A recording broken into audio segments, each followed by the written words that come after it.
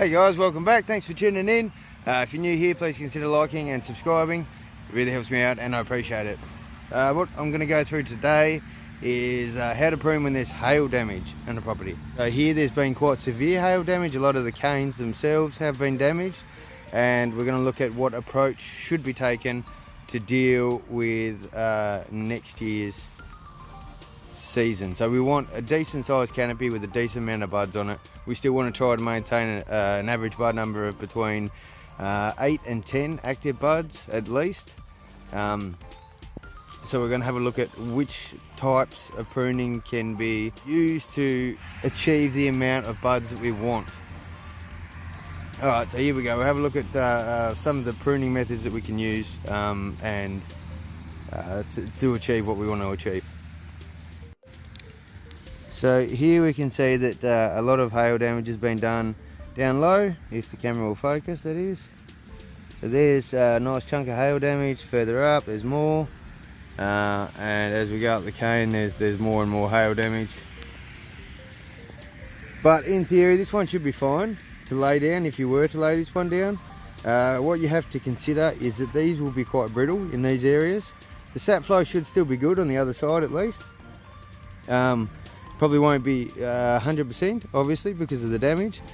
The main risk is when we do prune it and attempt to lay it down.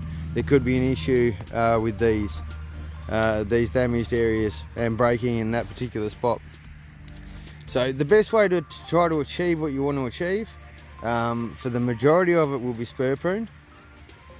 That way we can maximise the amount of, there's not too much damage down low. Most of the canes down low are just fine. So spur pruning is a good option here. We have the occasional one that's damaged down low, but these buds down here will be fine, and we don't have to worry about laying them down, so there's no risk of breakage there. So if I were to cut it through this bud, we've still got that one, and there'll be another one that'll pop out down here somewhere as well, if it was spur pruned. But here we have a cane in the centre. There's certainly no damage down low. It's leaning in the right direction. There's a little bit of damage as we go further up. There's a little bit there, but it's not that bad. And here we can veer off and use this lateral. So we'll get rid of this top piece that is damaged. We'll use this lateral instead to continue up in bud numbers. So I'll give you a rundown of how I'll cut this. I'm going to hold the phone still. There we go. So we trim it up. We'll go 1, 2, 3, 4, 5.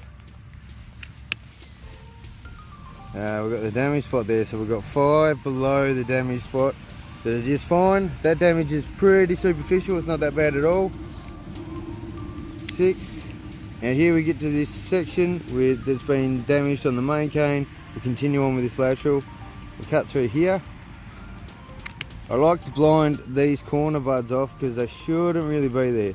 So I'll blind this one off, and then we've got 8, 9, 10, 11, and I'm going to blind this one and then cut through the 12th.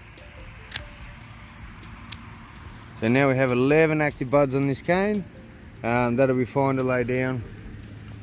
The other ones I don't really trust. This one hasn't really lignified that well.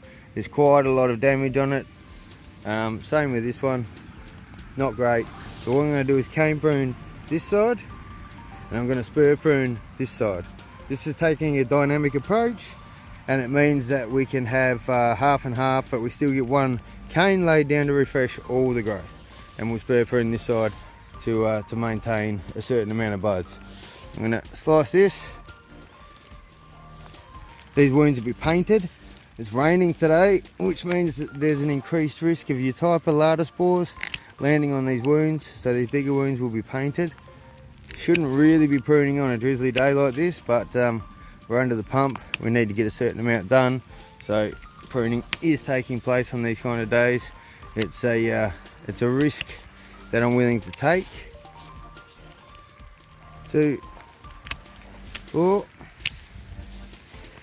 I like to cut the underside ones off and just keep the upside ones. It makes the growth a little bit more tidy. when it comes to the actual growing season. So we've got 2, 4, should be another one there, 6, 8. So we've got 8 this side, and I think it was 11 on this side for this cane, and then 8 this side. And that's it. That's taking a dynamic approach. It's a mix of half and half. Where I can, I'm going to use whole canes.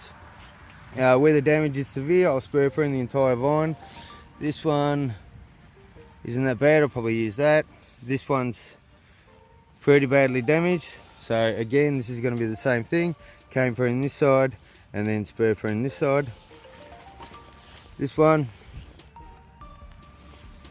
I think the entire thing will be spur pruned. The ones in the centre are pretty badly damaged, so this entire vine will be spur pruned. I may use this section to train up a new trunk to get 4 fresh canes in the middle. Act as like an overgrown spur, and then we can eliminate the entire lot if we want and just keep the new trunk next season. This one, the growth's pretty poor in the middle, so this one must have been pretty severely damaged. There's a few canes missing. That entire thing will be spur pruned as well. So that's it. That's a dynamic look at spur pruning pruning a hail damaged vineyard. That's the approach that we're going to take.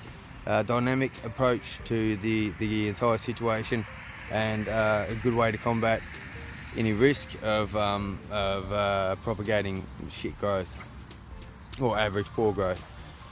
So that's it, and I hope you enjoyed this and found it useful, and I'll see you guys on the next one.